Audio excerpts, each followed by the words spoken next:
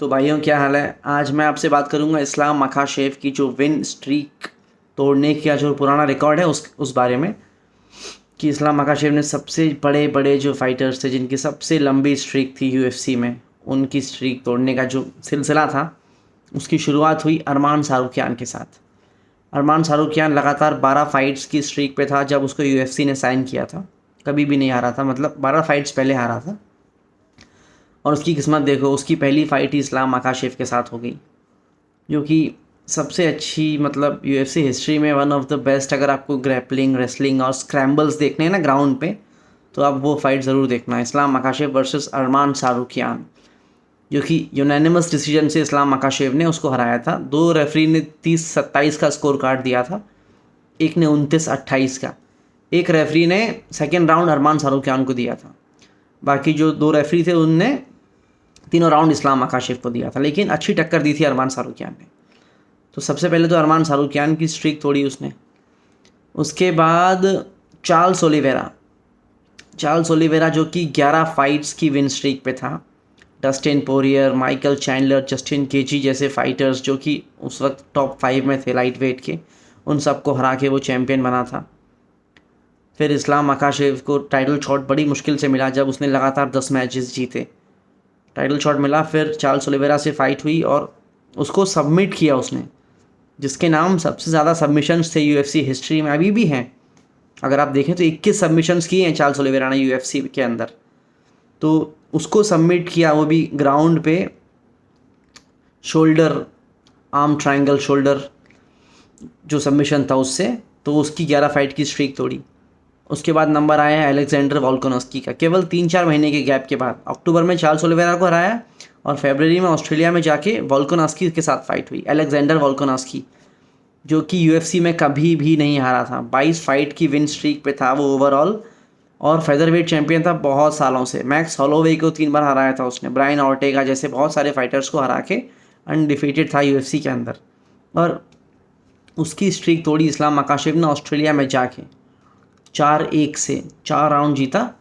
फिर अगले उनका रीमैच हुआ अबू धाबी में, जिसमें हेड किक से पहले राउंड में नॉकआउट कर दिया। तो दो तो ये हो गई, 3 हो गई सॉरी, अरमान सारूख्यान, फिर वोल्कानोव्स्की और चार्ल्स ओलिवेरा। तो इसके बाद मतलब जो फेदरवेट का सबसे महान फाइटर था वोल्कानोव्स्की, उसको उसकी स्ट्रिक तोड़ी। और जो लाइट वेट में जो बेस्ट थे अरमान सारूख्यान और चार्ल्स ओलिवेरा। अरमान सारूख्यान फ्यूचर चैम्पियन है, मैं बता दूं आपको।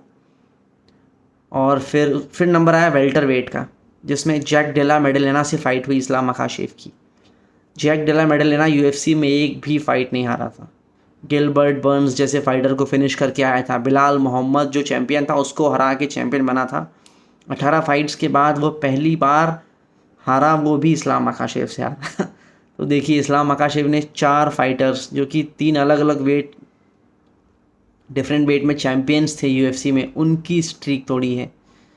अब वेल्टर वेट में माइकल मोरालेस जो कि 18-0 अनडिफीटेड फाइटर है, अगर इसकी स्ट्रीक और तोड़ दे जाते जाते तो सोने पे सुहागा हो जाए। वो फाइटर में बहुत ज़्यादा अच्छी, मतलब पंचिंग पावर है, कभी नहीं हारा है, अनडिफीटेड है, 18-0। अब देखते हैं अगला टाइटल शॉट किसको मिलता है, माइकल मोरालेस या फिर कार्लोस प्राटेस। देखा जाएगा, वो तो वक्त ही बताएगा। बट मैं बिल्कुल कॉन्फिडेंट हूँ कि वो माइकल मोरालेस को भी हरा देगा। थोड़ा 3-4 महीने रिकवरी करके आए, और अगर इनका मैच हो तो ये स्ट्रीक और तोड़ के फिर वो रिटायरमेंट ले सकता है शांति से। मतलब सच में स्ट्रीक अगर तोड़ने का ठेका लिया है अगर किसी ने, तो वो इस्लाम मखाशेव ने ही लिया है। जो कि मेरे हिसाब से one of the best, one of the most well rounded fighters है वो यूएफसी हिस्ट्री में। क्योंकि आप जैसी डिस्टेंस क्लोज करोगे तो वो सिंगल लेग पकड़ेगा और आपको ग्राउंड पे जाना ही पड़ेगा, जैसे कि खबीब नुर्मागोमेदोव था। लेकिन जो खबीब क्या है, हेड किक वगैरह नहीं मारता था, इस्लाम मखाशेव हेड किक भी मारता है। अभी यान गैरी को देखा होगा आपने, जबकि 6 फुट 3 इंच हाइट है यान गैरी की, उसको हेड किक मार दी उसने। वोल्कानोव्स्की को हेड किक से नॉकआउट किया था। एक तो वो लेफ्टी है, तो लेफ्टी की हेड किक ना, जो राइटी होते हैं उनके लिए एकदम सरप्राइज हो जाता है। जैसे कि कमारू उस्मान को लियोन एडवर्ड्स ने हेड किक मारी थी। तो ये चीज़ उसको और ज़्यादा खतरनाक बनाती है कि अगर आप ग्राउंड से बचोगे तो वो किक मार देगा। तो दो दो समस्याएं हैं उसके साथ, इसीलिए उसको हराना बहुत ज़्यादा डिफिकल्ट है। उसको डिसीजन से तो हराया ही नहीं जा सकता, उसको केवल नॉकआउट करके ही हरा सकते हैं इस्लाम मखाशेव को। ये तो मैंने देख लिया है, मैंने इतनी फाइट्स देखी हैं। वो तीनों रेफरी के कार्ड पे शायद ही कभी कोई राउंड हारा है।